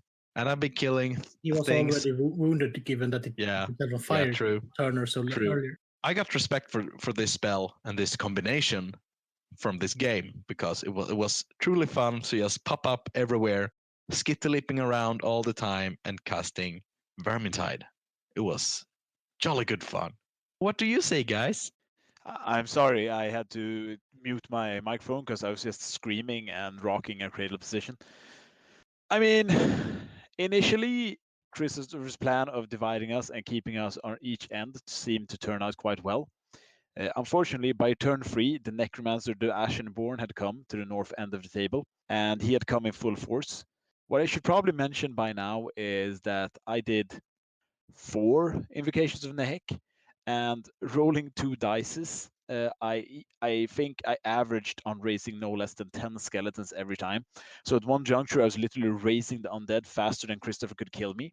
I even raised, at the end of the game, I even raised a new unit of 12 spearmen. I had to use Christopher's models because somehow my main unit had gone way beyond 35. So basically, my Necromancer he got into contact with Christopher's general. He opted out of a challenge, and then I won that combat somehow. And Chris and Jimmy tried to like sit me down on a chair, give me a cup of coffee, wrap me in a blanket, and told me that I now won because Christopher ran away automatically and died. I'm like, that can't be right. And they're like, well, fear is super useful in 6th edition. I'm like, but wait, I don't get it. No, you won that combat. Okay. So suddenly I had a huge block of 30 plus skeletons plus a Necromancer in Christopher's end zone, which was super confusing to me because it seemed like the game was going to hell, particularly when my Graveguard tried to fight some Skaven. The game was going to Krell. Yeah, all things are looking Krell. And So my now grave guard, so now my part of the battle will be really interesting to tell. Oh yeah, sorry. How was things going for you, Chris? Just finish this, and I'll just cut it and put it in before. But all of Krell was deceived. For in the land of editing another thing was formed. And the podcast wasn't cut in order, and Krell fell under the control of the one master ring, I mean, editor. Oh So it yeah, was- please do. Because my grave guards, who I thought were going to be really heavy hitters, got into combat with some Skaven. And then my vampire killed like 2 Skaven, and my grave guard killed a bunch of Skaven. And then he hit back, and I lost combat, but I think 3. And due to 6th edition, I crumbled. And my vampire crumbled as well. So almost the Oh, entire yeah. unit died due to morale. 200 points just in the trash. It was a nice crumble. That's the It- way the cookie crumbles. I really like the. Are you sure you want to do this? Are And you I'm like, really sure you want to do this? this is like when you have one of those ideas and someone's telling you, are you sure want to do this? And you know they're a good friend, but you look at them like, you're trying to have a go at me, aren't you? Do you think I'm stupid or what? Christopher, I done woke up and used my thinking brain real good here. And I didn't. So I lost that unit super fast. And yeah, then I had a bunch of skeletons in the end zone and everything was looking Krell. I had more skeletons than I knew what to do with, so I even raised a new unit. And then Christopher. The battle was really interesting, given that I only had a unit and a character on the table when we started, because that was the scenario. My entire army had to move on after that. I started with basically started with moving on my army slowly, putting the knights to one flank and the greatswords on the other, and securing the entire abbey with the infantry. And then I saw that I just had to declare a charge, because there were some tempting wolves in the middle, and the glorious inner circle knights of the glorious knights of the Panther just saw the wolves and charged, and then there were just some mushed up wolves on the ground, and they kept charging, which was quite interesting. So that was the highlight of my game. No, you have another one. Well, I already mentioned it, but yeah. well, after that, Grapes shot.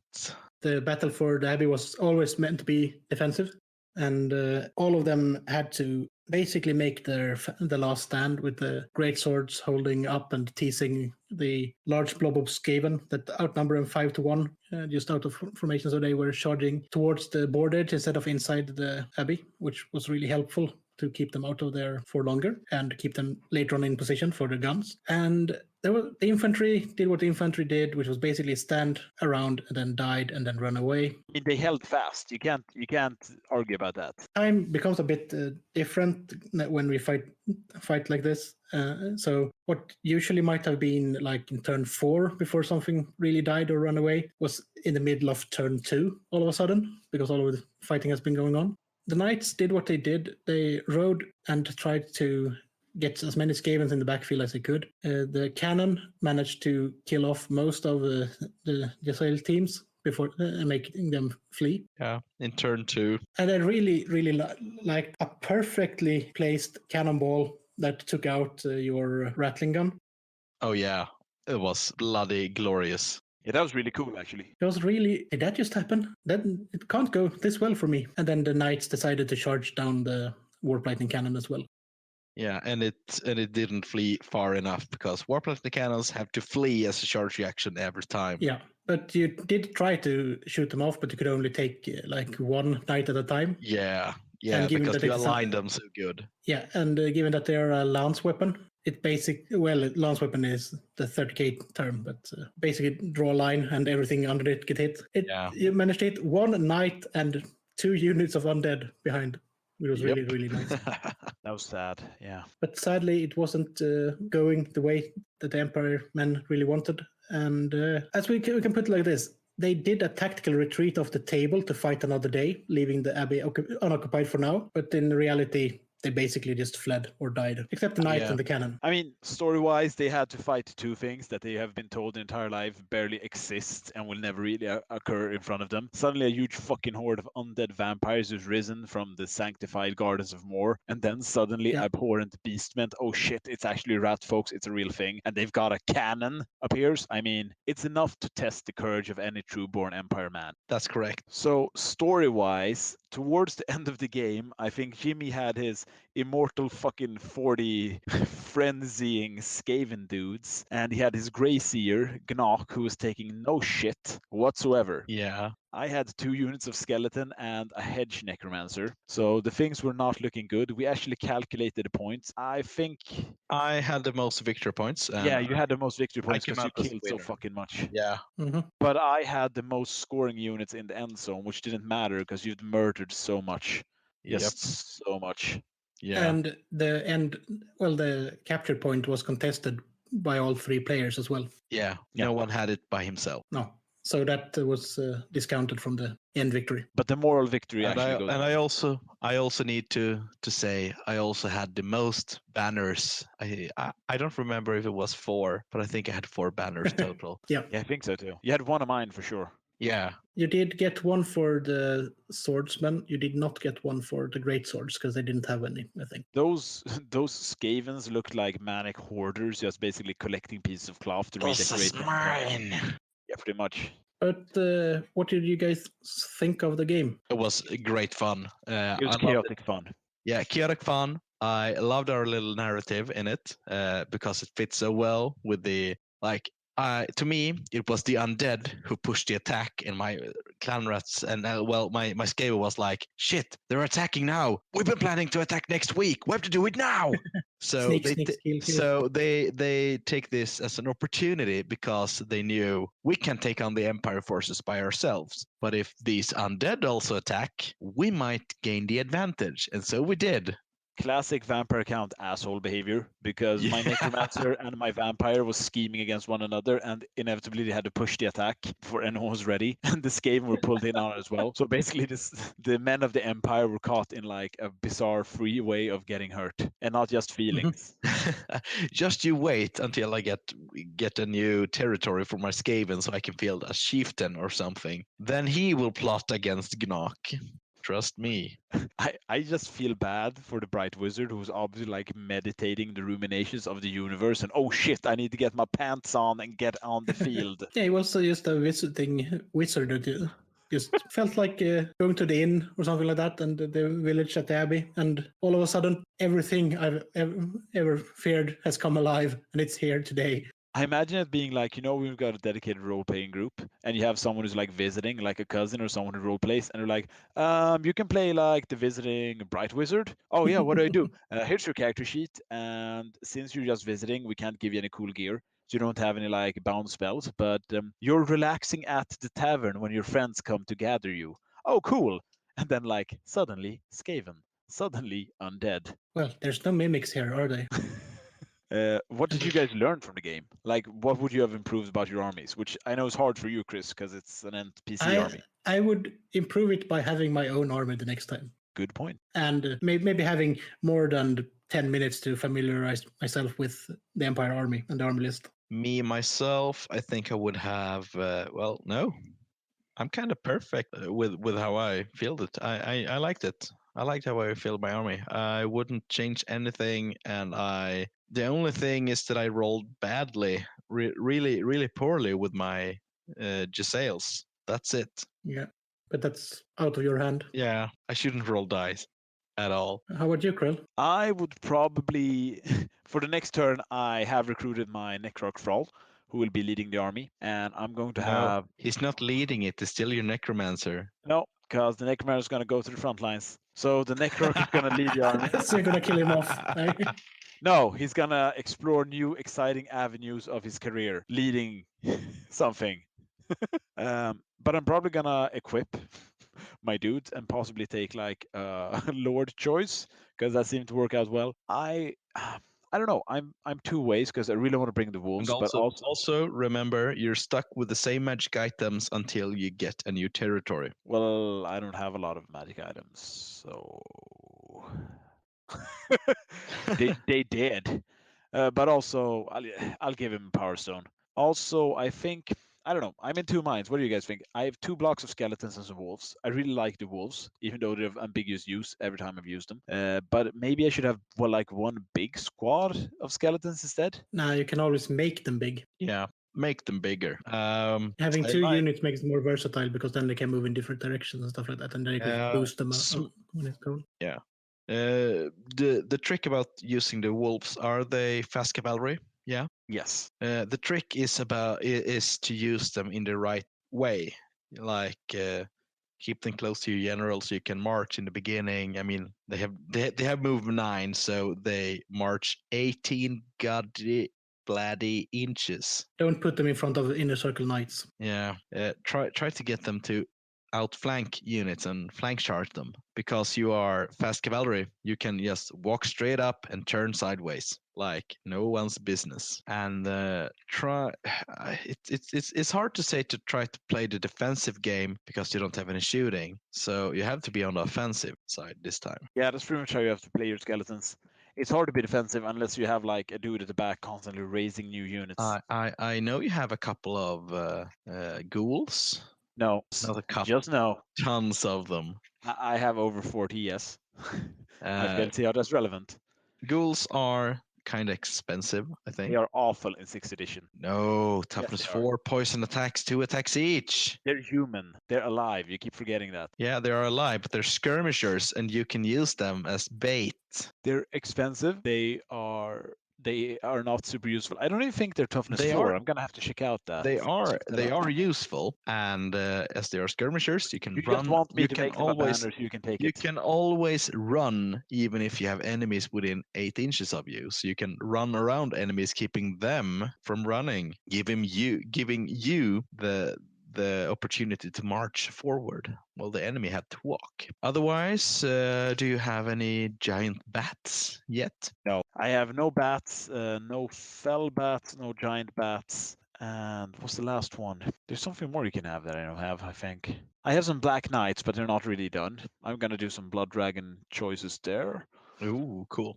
And I'm building my bones catapult. You heard it here first. Obviously, the bone catapult is for the campaign and not for general use. Yeah, because you can't really have a bone catapult in the general 6th edition, but we talked about it, and since one of the territories I rolled up is a war machine, we're just going to give me the default catapult from, or is Ballista, Yeah. Jimmy? From the basic rule book? It's a catapult. Just if you ask me, just use the rules and point costs from the Tomb Kings. And skip, I don't know, was this catapult a screaming skull catapult back in the old days too? No. Or was it just a catapult? Just catapult.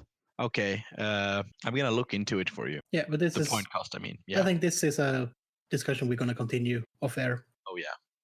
How about we make plans for another meeting? Sounds good. I'm open next year. That's good. Just a note, this might be released after New Year's Eve, but it's technically recorded on the 28th. So next year is 2019 and not 2020. So, in lieu of anything else on this, how about just, do we have any plans for next episode, or will it be just, let's see when it gets there? Weren't we supposed to finish reading a book for this episode? Yeah, but that was for last episode as well, so it will be done when it's done. I have read a third of that book. Yeah, but it will be done when it's done. I just think, do we have any plans or that we can tell anyone, or will it just be there will be a report on you and Niklas's little thing that you had? Yeah, I think it will be. I think mostly we'll talk about everything in our battle report that we're writing up. Yeah, but they still have some just talk a bit about what happened and your thoughts about it and what you did, because it's always interesting. And talk about all the preparations we did. That could be fun. Yeah, that will probably be in the next episode. And if nothing else, there might be, well, that's most probably going to be hobby talk and some Grey Seer report. Or will there? Our reading schedules like the Skaven, deceitful and unreliable. Yeah, pretty much. But so, that's it for me at least. Yeah, and that's it for me. Yeah. That's it for me too. Good night or good morning or whatever it is when you listen to this. And see you in the next one.